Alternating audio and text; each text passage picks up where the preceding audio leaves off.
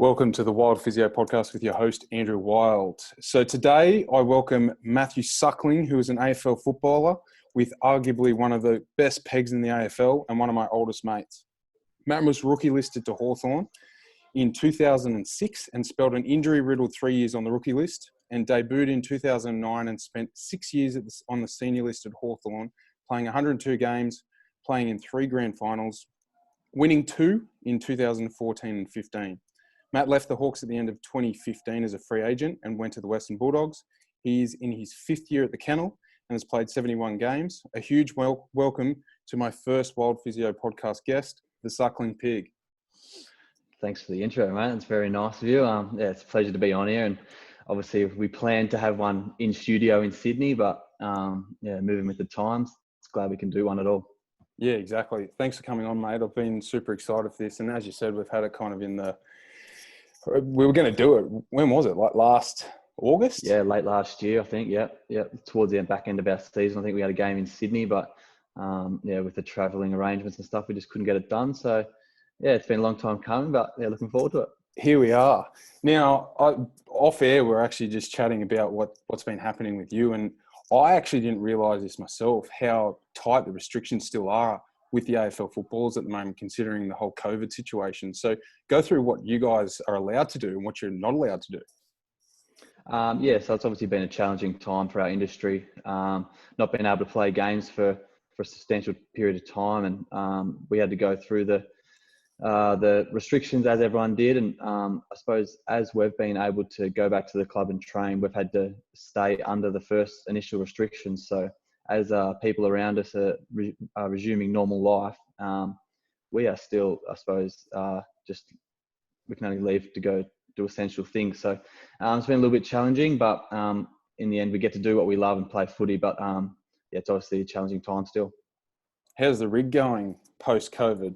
Obviously, you're not allowed to leave the house as much and not allowed to move or you're effectively just staying at home more. How's the rig looking?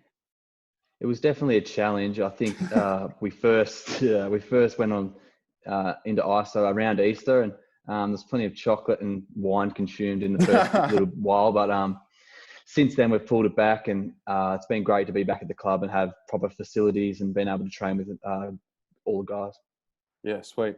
Now, let's peel it right back there, Sucko, all the way back to early career. And obviously, you had a lot of injuries early on in your career. You were nursing OP through your draft year, and also it transitioned into the following year and a bit, I think. And then you had a shoulder reco. When was that? The shoulder reco was in my second year. Yep. Second year. So go through, obviously, a couple of the issues that you had early on in the career and how they shaped you, especially early on, because obviously you were on the rookie list, you weren't on the senior list, and you had a lot of challenging times there in the first 3 years. And how did those challenges shape how you become as a person and also as a footballer? Yeah, it was really challenging. I think my first year, especially going to a football club and not being able to train, it's pretty daunting walking into an AFL football club. And a rookie list is seen as not secondary, but you're probably bottom of the pile when you're going into as a rookie list. So I felt a little bit lucky to be even on a list, but it was obviously disappointing not being able to train, and did feel very isolated from the group. It's really hard to sort of connect with your teammates when you're not actually out there doing the work with them, especially in your first year. And on a rookie list, it's probably doubled and tripled. So my first year was really challenging. I was away from home. I remember driving up the Hume Highway probably too many times just to go back home and see mates and sort of get back to home and feel comfortable again. And it was really challenging. But I suppose going through those challenges early makes me appreciate how special it is to be able to have a job like this where I can do something I love and play in front of hundreds of thousands of people and have success. It's really made me appreciate the really good times. Yeah, and going back to the OP that you had, and for the listeners, when I say OP, was effectively, it's a constellation of symptoms around the groin, osteitis pubis. And the previous podcast I hosted, the Hybrid Physio podcast, we actually talked to Tom Cross about it. But you obviously dealt with that for a few years, and it was quite debilitating. I remember watching a game when you were in your draft year, I think 2006, I was back in Wagga, and I think you were playing at Robinson Oval for the Tigers. And I remember after the game, he smacks ice straight on the groins. and you were hobbling around. Do you remember what it was like? Because it was pretty debilitating. You were struggling. Yeah, it was super debilitating. I suppose the first half you could function pretty normally, but I suppose half time, sort of 10, 15 minutes, it really did come on quickly and shut down. And the second halves of games, I was finding it really hard and would pull up really sore from it. And that would, I suppose, one of the things I took out of it, that would lead into the next week where I wouldn't be able to train, and I was only sort of playing on the weekends. And I feel like early in my career, I didn't realize how hard you had to train, and I was sort of self-protecting myself by not training as hard because I didn't want to break down. And I think throughout my first few years on a list, that was evident. And it took probably until my third or fourth year where Sam Mitchell really took me under his wing, and he just said, every session you're going to run with me. And it really helped me and progressed my career, and being able to sort of make my debut and get onto the senior list and become a regular first grade player. So you feel like early on in your career that was a bit of a weakness, the fact that you weren't training as hard and you didn't really understand the threshold that you needed to get to? Yeah, absolutely. I didn't understand how to train hard. I was really protective of myself. I didn't want to overexert myself during the week because I didn't want to be sore for the game. That's not really how it works. You need to sort of do the work to be able to perform on the weekends. Yeah, for sure. And then once you debuted in 2009, I still remember I was sitting at Paddy's pub, I'm pretty sure, in Albury. I was at uni and you were debuting, and I had a few mates that were at uni with me and they were Hawthorn supporters. I'll go for North Melbourne for those playing at home. And anyway, I was sitting down. I was super excited because obviously one of my close mates is debuting. And then from there, everything just went berserk. You know, you played in 4 grand finals. Is that right? No, 3 grand finals. Yep. Yeah, and I went to the 2012 one and watched you lose against the Swans, I remember. But the few fundamental years there in sort of 2009 onwards obviously sort of paved the way for the rest of your career, and you're still playing all these years later, 11 years later. Who was a big influence on you? Obviously, you've already mentioned Sam Mitchell. Who were the big influences on you in those sort of foundation years from 2009 onwards that really helped you as a player? Yeah, definitely Sam Mitchell. I was lucky enough to sit next to him in the locker room for a number of years, but he was one that could see that I could have some potential and I could kick the ball and see the game really well. He thought that, and he knew I could make it, but I just had to put the work in. And he and Brendan Bolton was a VFL coach at the time. He then went on to coach Carlton for a number of years. I got along really well with him. He drove me really hard at VFL level. He played me in multiple positions and really just backed me in. And I think I just needed that little bit of confidence. And I suppose coming from the early years, not playing much, not playing well much, I did need a little bit of confidence, and having that work under my belt sort of progressed me into the first grade side. And it probably took 7 or 8 games before I had a real breakout game. And once that breakout game came, I felt comfortable ever since. Yeah, and then obviously 2012, you obviously had a great year. I forget the stats on it exactly, but you had a really, really solid year off the halfback flank. And obviously you made the grand final, you lost the grand final. And then the start of 2013, I felt like you'd cemented your place. You're going really well. And then all of a sudden, you try and change direction. It was down at Launceston, wasn't it? Trying to change direction off the right foot, and bang, away the knee buckled and you did your ACL. How much of a challenge was that year? Because I remember talking to you in detail about it. And obviously you actually came back to Wagga a few times, and we did a couple of physio sessions at home. How much of a challenge was that year? And looking back on it now, obviously it probably seems like it's a long time ago, but it was a huge moment in your career. Yeah, absolutely. I'm getting goosebumps thinking about it. But I suppose 2011 was the first year I sort of broke into the senior side and managed to play 22 games out of, I think, 24, missing 2 with injury. And as you said, the 2012 year was probably the year where I really felt comfortable and started playing some really good football. And we sat on top of the ladder for most of the year, and we played 25 games that year. And I was lucky enough to be part of all 25. And I remember running down the wing in the grand final thinking, we've nearly got this one. We're up by 10 points in the last quarter, and things changed really quickly. And that ended pretty sourly, obviously, getting beat. And then that sort of drove motivation through the off season, came back really fit and strong and put a lot of work in, and probably had my best preseason that I've had in my career, and it probably still is today. I was really looking forward to the next year. And yeah, in a preseason game, hurting my ACL was obviously devastating. You know pretty quickly that it's 12 months out. So that really hurt, but I had good support around me, family and friends. And the footy club obviously deals with that on a regular basis. And I managed to get overseas and with one of the other guys who did his ACL, and we did a bit of rehab over there, and then spent some time traveling around as well. So when I look back on it, I feel like it was a bit of a gap year. I know people take years off and have a gap year and sort of check out for a little bit. I actually feel like it actually was.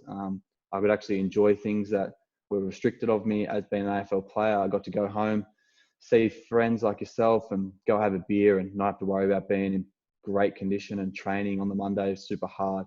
I actually got to check out mentally for a little bit just as much as physically. And I probably look at it now, I'm still really highly motivated.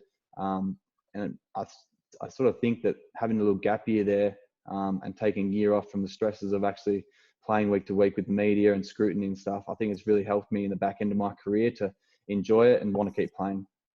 Great answer, mate. Yeah, for sure. I remember talking to you at the time and you said that, you know, it was definitely a period of time where you could finally kind of have a normal life after working so damn hard since obviously you'd been drafted. And it'd be interesting, obviously, you know, the whole butterfly effect, you know, if you never had that injury, whether you'd still be playing now, you know, Yeah, maybe I something. think about that, and probably not. Yeah, like I got a whole year. There was no time pressure. I think I'm sure we'll speak about injuries and stuff later, but I suppose the time pressure in an AFL system when you do get injured is normally to get back and play. But I got a chance to really assess my body and work out where their weaknesses, and I got 12 months before the next real game's going to be. So let's work on that and set my body up for an extended time and successful time.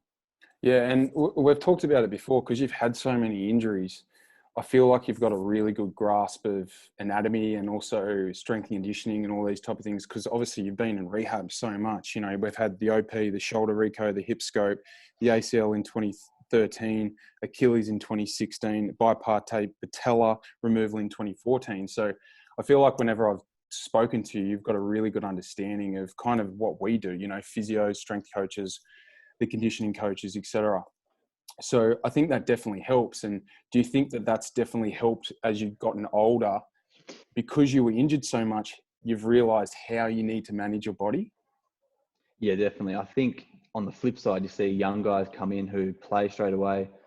Sometimes their bodies can sort of not shut down or break down, but they don't really know how to look after themselves because they've just played the whole time. Whereas guys that have been unfortunate enough to be injured, we do get an understanding. We spend a lot of time with physios and the rehab coaches, and we work on the strength stuff and breaking things down, doing testing on all like the single leg stuff and making sure everything's strong and ready to go. By the time we start to reload, we're hitting our numbers and just everything's matching up nicely. So I think, and especially getting older now, dealing with tendons and stuff, I've got a really good understanding that it's not always going to feel good. Being active and stuff, you're going to be injured at times. So having a pain tolerance, I think, is really important, and understanding the underlying issues of why you're getting sore, not just when you do get injured, you just not want to be against the clock and get back as quick as possible. You need to work out why you're getting injured, fix that problem, then you come back, you can be strong, and then you're going to be able to perform better. And I suppose that year I had off, I got a chance to get everything right. Whereas normally in an AFL system, if you have a few weeks off, you're trying to get back to and miss as less games as possible. So you can sort of speed the process and not fix the underlying issue. But I definitely see that as an important part of dealing with injuries.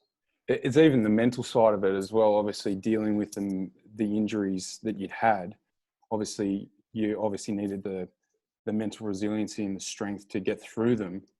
And then obviously that crosses over to obviously the game as well. And, you know, if you compare rehab when you're stuck in this rehab world for, 9 to 12 months, like you are in ACL. And then you think about, preseason, obviously preseason is hard, but at the end of the day, at least you're back out there.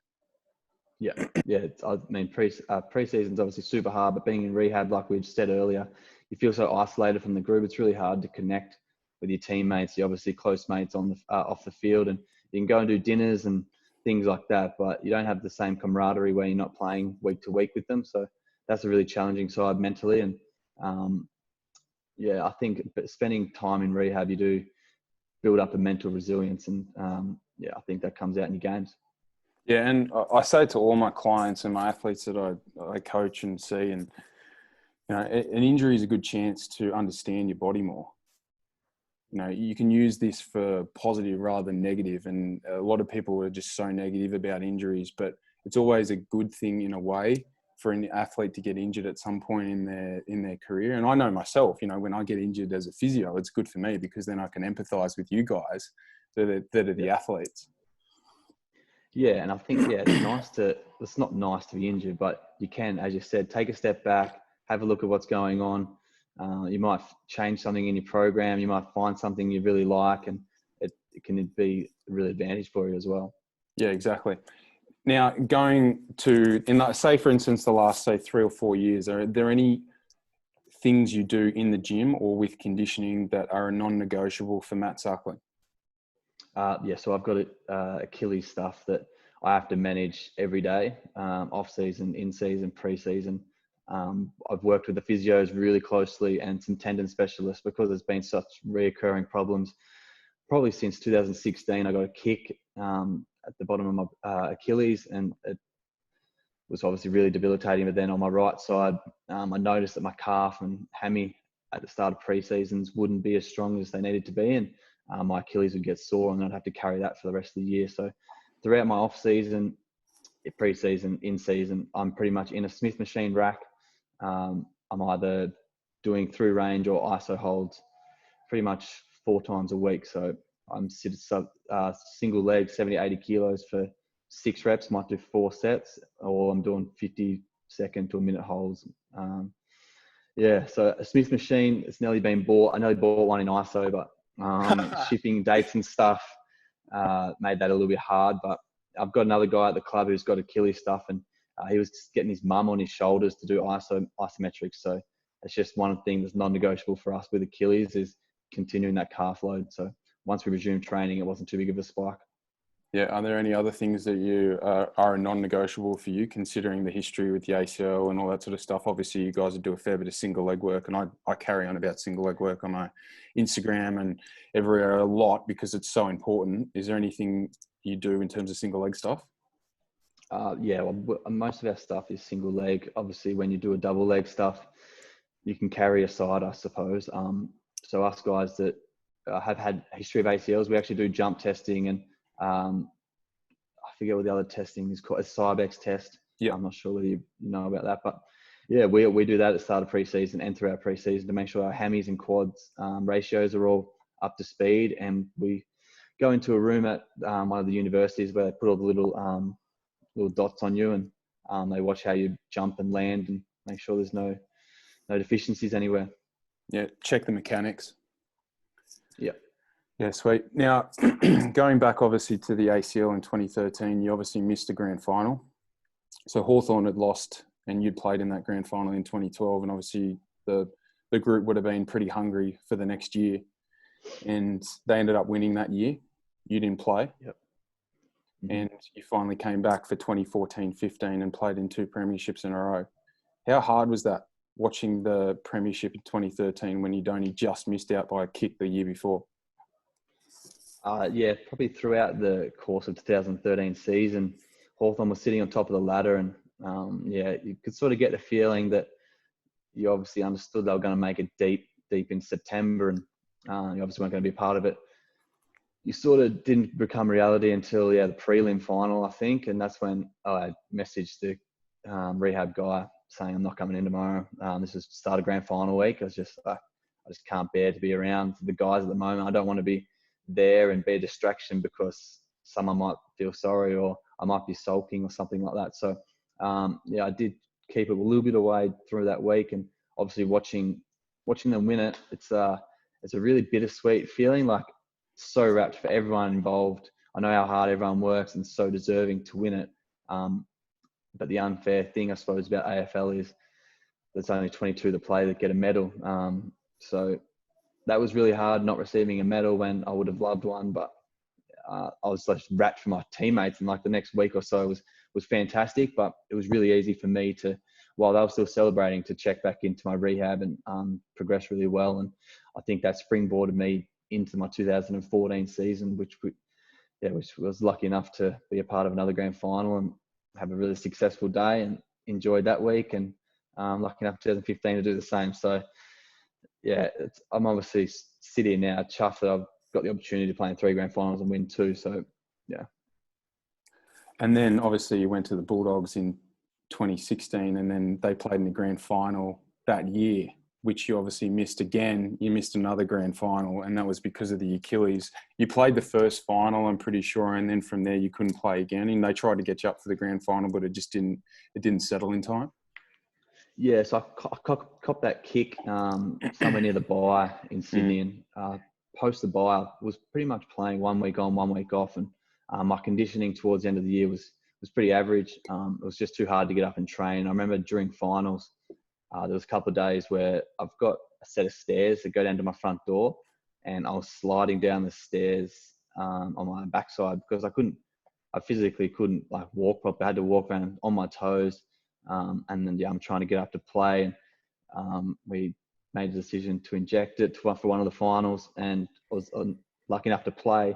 And then we didn't have 10 days to our next game, so I played the final against Hawthorn, knowing full well that if I play that the next time I'm going to run is probably not going to be for 2 weeks, and 2 weeks from then is grand final day. So I had to make a decision whether to play against my old club in a final or sit out and potentially play the next week, not knowing whether it's going to be a grand final anyway following, or whether we're going to lose against Hawthorn, and I've just sat out. So decided to pull the trigger and play with the pain medication through a needle again. Obviously felt fine throughout the game, but then pulled up shocking, and trained once grand final week on the Tuesday, had a run round, and was said that I was happy to go through the process again to play, but knowing full well that the team had played really well and obviously fit and healthy. So my 10 weeks before that, I probably played 5 games and trained 5 times. So, it was obviously a disappointing thing to see another medal, I suppose, go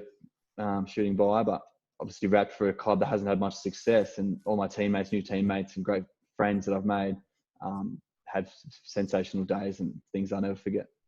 Yeah, for sure. And you've been pretty blessed considering that the years that you were at Hawthorn, they played in... was it 5 grand finals? Yeah, 5 grand finals. Yeah. And then you went to another club in the first year they play in a grand final. It's pretty amazing. Yeah, so I think it's my first, 10 years I'd been involved in 6 grand finals, whether playing or watching, or in my first, second year. So yeah, that part's been pretty special. It's unbelievable. Now, in terms of injuries, let's just quickly go back to the ACL. When you were returning to running and changing direction, how confident were you once you started to change direction? And how did you cope with a lot of the landing and the changing direction? Because a lot of ACL clients really struggle with this, and a lot of it's the mental side of it. How did you cope with it? And also even just getting back into game simulation at training and that sort of thing. Yeah, this was definitely probably one of the most challenging things I faced throughout my ACL rehab. When I speak about the little man in your head, and there's actually an interesting story when it went away. It was with you one time, but with me, yeah, getting back, it was in Malulba. I probably won't remember it, but I'll get to it. So yeah, I didn't run for 20 weeks. I was having real trouble with my fluid and range of motion. So we decided to be pretty conservative, and I was happy with that, and I was happy to work on other things, and with it going to be at least 12 months before the next game because there was no time pressure. It took a while for me to start running. I remember the first day, you're just hoping nothing goes wrong, and you're so anxious that something's going to happen. And I found it really challenging. And that man in the head, every time I did something new, it would be there. And in the back of my mind, as I was going through the movement, it was there. Couple of little scares. I remember slipping over, doing a change of direction drill. I was wearing runners, and the grass a little bit wet, and I slipped over and just called that the end of the session. Just couldn't mentally go through the process of trying to take a step again. So that was really challenging, but it lingered around that man in the head for a long time. And me and you and I were kicking the footy in Malulba on the beach, and it was my plant leg, which was my ACL leg. And every time I kicked a footy up until that stage, I thought about it, and actually just kicking an Oz kick footy like a little tiny footy on the sand, it just broke the shackles free for me. So that was really great for me to, I don't know what it was that did that, but I was really happy that it just left me that day. Like there was no, I couldn't preempt it. It just left. So I was really happy with that. It was probably the familiarity of back in the day when we were on the basketball court playing that basketball game. Remember that? Yeah. It's like, we mucked around for hours and hours on end for years. So it could be something as little as that just a change of scenery or change of training program just can make that go away. Remember that game? Wasn't it 6 points for the backboard? There's a player at each end. 6 points for the back. Sorry, 6 points for the in the ring. 3 for the square in the backboard, and then the backboard was 1. And you'd either drill it into the backboard or you tried lob it in. I remember playing that for hours. That was one of the favourites, that for sure. So all the fans out there, you can thank me for his peg. I helped him all those years. Going back, actually, that's a good point. Going back to, obviously, you're one of the best kicks in the AFL and been one of the best kicks for about a decade. Where's it from? How did it happen in terms of the leg? Because, like, if you look at how big you are, a lot of people wouldn't think that you're going to be one of the biggest kicks in the AFL. Because, like, what do you weigh? About 83 kilos, 84 kilos? Yep. Very nice. Yep. Yeah. So you're not the biggest guy in the AFL, but at the same time, you obviously generate a lot of leg speed. How did it all happen? Obviously, you've been a big kick your whole life, and I've seen you launch a few torps in your time, and you can really send it. How did it all happen? Is it from Dad? Big Baz? No, I don't think it's from Baz, but I don't know how far he could kick, but he's a little bit shorter than me. But I think it's just, as we jokingly said before, the amount of hours that we spent kicking balls in winter and hitting balls in summer. I think it's really evident in the way I kick now. I would walk to the school kicking a footy, aiming at light poles, aiming at trees, just all day, every day, just mucking around, learning, seeing what I could do with a footy. And I really learnt the skills of kicking and handling a football from just hours and hours of just really mucking around. So I think I just developed my own, my kicking style is definitely unique, and it's one that I own. And I've just tried to craft it as good as I can to suit how I like it. And for the listeners out there that have never seen Matt kick, he kind of kicks across his body, kind of rather than being sort of front on, you kind of side on a little bit, and then you kick right across your body. But it generates so much speed and power, obviously. How far do you reckon you'd be able to launch him these days? Oh, it hasn't dropped off too much, I don't think, yet. But we can sort of definitely at 65, 70 metres for sure. Hey. There you go. No, you're 100% right. It's the 10,000 hour rule. If you've got a football in your hand for 10,000 hours and you're tweaking it up, and the time spent with a smaller football in your hand is often good as well. An Oz kick football, if you don't hit an Oz kick football right, it goes nowhere. And as you said, drilling it into light poles and drilling it into trees and that sort of stuff, and like playing, that's what we did at high school, didn't we? We were literally just kicking a footy from class to class at each other, and it was obviously beneficial. Yeah, absolutely. I think, the mucking around, all the competitive little games we play. And as you said, the kicking little balls like that really, you can learn to master your craft just by doing that. And I'm pretty lucky that we did that as kids, because it's really come out now. Yeah, exactly. And has any coach over the years tried to change your technique? Because a lot of people think that there's, this optimum technique, and you look at, you and I are both golf nuts, and you look at a lot of golf swings and they all look very different. But at the end of the day, it's all about what the club face is doing at impact. And it's much the same with a football kick, no doubt. It's all about what the foot's doing in comparison to the ball at impact. Has anyone tried to change it? Lots. So, especially throughout younger years. Not so much in the AFL system. You obviously get a lot of analysis, and there's little techniques you can change here and there. But it's an interesting discussion, and I think nowadays we're seeing a lot more guys with golf swings, cricket techniques, and kicking styles be their own style. It's really hard to master something that's not your original technique when the pressure's really on. You see a lot of guys who are beautiful kicks in training, got a great technique, and then in the crunch time when the pressure is immense and you can't have your perfect technique, you got to sort of make it up on the fly. That's when the guys that can adapt and really have their own technique and feel for the ball and game can come out. Yeah, for sure. Like if you had a look at Jim Furyk's swing, for example, you would never think that he's a multiple time. I think he's won over 10 times on the PGA Tour, but it just looks like a dog's breakfast. But at impact, Yeah.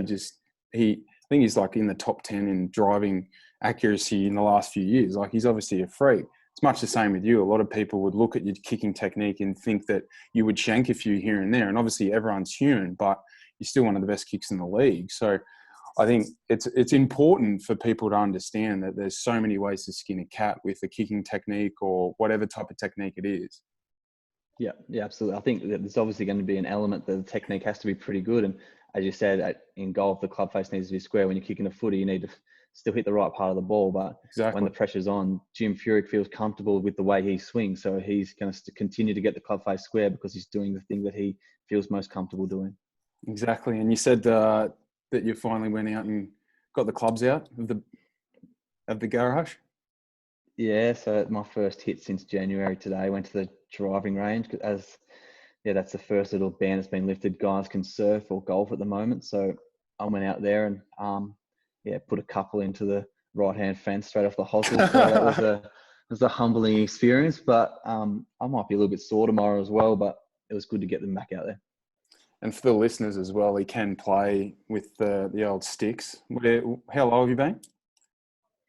I got down to 2, probably not as low as you got, but I was playing 3 times a week when I was a little bit younger. These days, the body can't really back up from the weekends and get out there too often. So I am sliding to 7 and 8, and it's on the way out. So, maybe in the off season, it doesn't look like there might be a overseas trip, so it might be some golf time for sure. Sounds like a plan. I'm in. You come up to Sydney and we'll go out. Speaking of, now, life after football, obviously, you're not getting any younger. We're 32 this year. 32 in about a month, Yep. Matt, aren't you? Yep. I am. 26th? 25th, yeah. 25th, that's close. It's close. So how is life looking? How is life going to look for Matt Suckling going forward? I've probably been in the difficult position where I'm currently doing the thing that I've always wanted to do as a kid. A lot of people will finish school and then go to uni and then become something for life, where I'm sort of doing it in reverse. I'm doing what I love for the moment and then trying to figure out what I want to do afterwards. And it's probably something I have battled with throughout the journey. I've flirted with PE teaching and PTing, and I just know I love being active and being involved with sports. So I was just trying to do little avenues to stay active. But the last few years, I've really loved my photography, my fashion stuff. So with the growth of social media and stuff, I'm going to definitely try and probably link all those together. And whether I do some social media marketing and stuff like that, I can definitely see myself being in that industry going forward, or hopefully COVID doesn't hamper the football departments too much. But obviously being in the AFL system for 14, 15 years, or hopefully even longer, I would love to stay involved with footy in some capacity, whether it's a development coach or a welfare manager or something like that. I would love to do that because I obviously love the game and love the people and love being involved with it. So it'd be great to stay involved. But the realistic view is that the financial hit that everyone's taking this year, it's going to be harder for guys to be able to just slip into a role. So at the moment, short courses and upskilling in photography and my social media marketing has been a focus of mine, especially throughout isolation. Sounds great, mate. And how many years do you think the body's got left in it?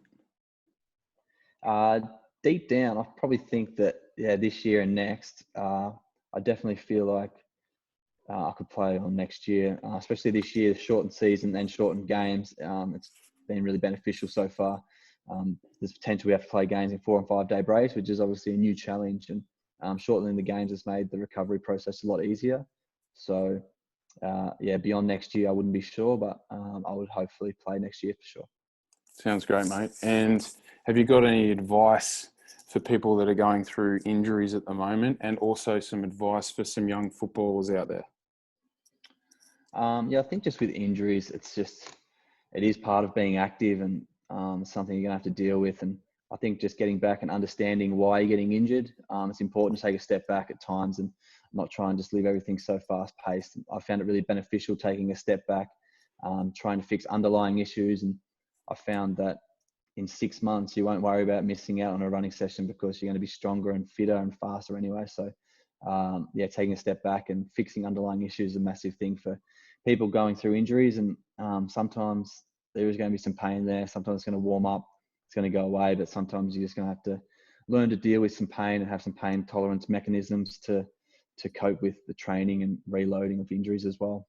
And I think for young kids, at heart, it is still a game. And when we complicate it too much, it becomes too stressful and you don't even enjoy playing. So making sure you're still having fun and just playing because you love playing with your mates. That's one of the biggest things I've carried out through my career. And I love playing with young guys now, being an older guy, because they're so young and enthusiastic and just love playing games. Like you see them go on the first interstate trip and they're so excited. It just really makes me feel like a little kid again, being with them. And that's something I've tried to keep pretty relaxed and just make sure I enjoy my footy, because there's going to be too many people out there that tell you why you can't do it, or they're trying to pull you down, especially through media, supporters, social media. So keeping it relaxed and having fun, I think is really important. Time really does fly. It feels like yesterday that you just got rookie listed, and obviously you're a young pup when you first get to Hawthorn, and now you're an older head, and now you're a leader.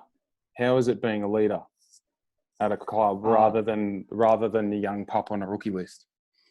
Yeah, that was definitely one thing I was looking at when I was looking at a move and changing clubs, was the list profile of the age. And I really could see that I'd been around such dominant leaders at Hawthorn, and I could see there was a real gap in the age of the Western Bulldogs. And I thought it was really going to make me grow as a person, and it really did.